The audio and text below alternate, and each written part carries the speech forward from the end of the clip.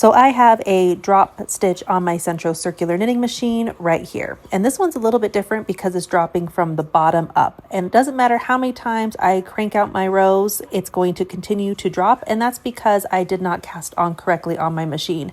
I either went over 2 needles or under 2 needles instead of the over and under. So here's how I can fix this instead of having to remove the entire project from my machine and frog it and redo.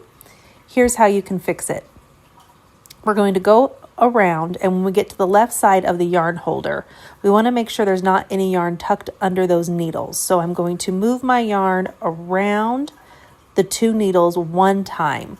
And this is just going to make sure that there's no more yarn tucked into the machine. So now when we crank around the second time and we get to those 2 needles, you see how that loop just pops off the pegs and there's no more yarn.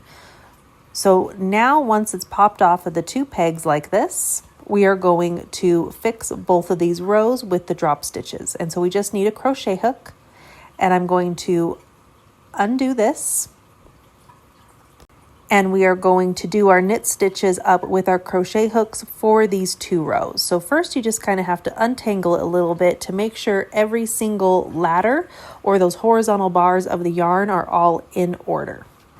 Okay, I have all my bars in order, and so I took out a couple extra ones. So we see that we have this loop right here. And we have to loop these around these last 4 or 5 bars to the end. So we have the stitches on either side of the needles done completely.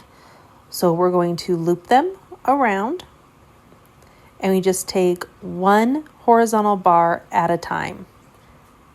And now we're going to do the next one, go over and under, and now we have a new loop.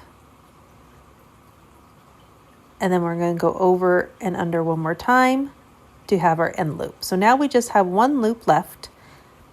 And now we're going to do our 2 rows of our knit stitches. So I'm going to take my crochet hook and we're going to do 1 row at a time. I'm going to put it underneath